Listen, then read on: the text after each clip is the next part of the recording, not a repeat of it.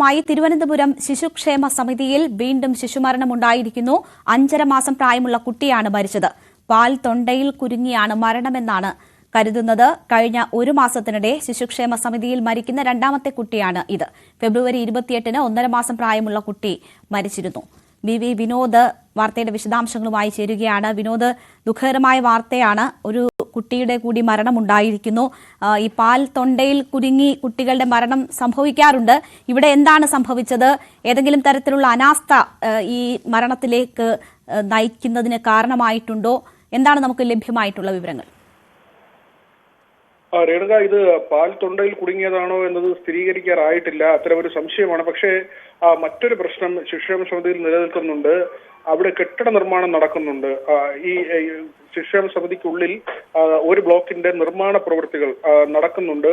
തൊട്ടടുത്ത ബ്ലോക്കിലുണ്ടായിരുന്ന 5 വയസ്സിന് മുകളിലുള്ള കുട്ടികൾ, ആ കുട്ടികളെ അടുത്തുള്ള മറ്റൊരു സ്വകാര്യ കെട്ടിടത്തിലേക്ക് മാറ്റി. ഈ 5 വയസ്സിന് താഴെയുള്ള കുഞ്ഞുങ്ങളെ ഈ നിർമ്മാണം നടക്കുന്ന കെട്ടിടത്തിനോട് ചേർന്ന ബ്ലോക്കിലാണ് താമസിപ്പിച്ചിട്ടുള്ളത്. ഈ പൊടിപടലമാണോ ഈ കുട്ടികൾക്ക് ഇൻഫെക്ഷൻ ഉണ്ടാക്കുന്നത്, അല്ലെങ്കിൽ അവർക്ക് ആ തരത്തിലുള്ള ആരോഗ്യ പ്രശ്നങ്ങൾക്ക് കാരണമായതെന്ന സംശയം ബലപ്പെടുകയാണ്. ഫെബ്രുവരിയിൽ, അതായത് കഴിഞ്ഞ മാസവും ഇങ്ങനെ ഒരു കുഞ്ഞ് മരിച്ചിരുന്നു. അപ്പോഴും കൃത്യമായ കാരണം എന്ത് എന്നത് വ്യക്തമായിരുന്നില്ല. കുട്ടിക്ക് ആരോഗ്യ പ്രശ്നങ്ങൾ ഉണ്ടാവുകയും ആശുപത്രിയിൽ കൊണ്ടുപോവുകയുമായിരുന്നു. പാൽ കുടുങ്ങിയാണോ ഇത്തരത്തിൽ മരണം സംഭവിച്ചതെന്ന ചില സംശയങ്ങൾ ഉണ്ടായിരുന്നെങ്കിലും അത്തരം വിവരങ്ങളൊന്നും തന്നെ പിന്നീട് ഒന്നും തന്നെ പുറത്തു വന്നിരുന്നില്ല.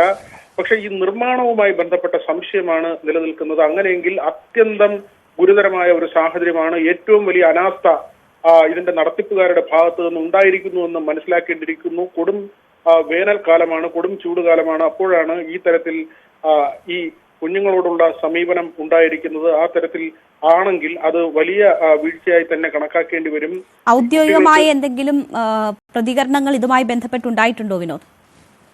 ഇതുവരെ ഏതെങ്കിലും ഒരു ഔദ്യോഗിക വിശദീകരണം ഉണ്ടായിട്ടില്ല. ഈ കുട്ടിയുടേത് തൊണ്ടയിൽ പാൽ കുടുങ്ങിയ മരണമാണെന്ന സംശയം മാത്രമാണ് നിലനിൽക്കുന്നത്. അങ്ങനെ ഒരു സ്ഥിരീകരണത്തിലേക്ക് ഇതുവരെ പോകാറായിട്ടില്ല. പോസ്റ്റ്മോർട്ടം ഉൾപ്പെടെയുള്ള റിപ്പോർട്ടുകൾ പുറത്തു വരണം. പക്ഷേ ഈ കുഞ്ഞ് കഴിഞ്ഞ 7-ാം തീയതി വരെ ആശുപത്രിയിലായിരുന്നു.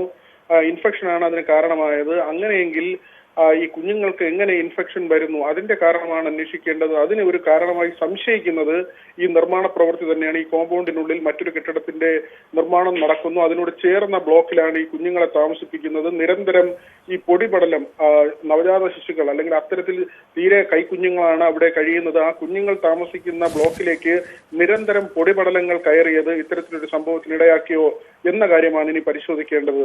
രേണുക, ശരി. വി വിനോദാണ് വിവരങ്ങൾ നൽകിയത്.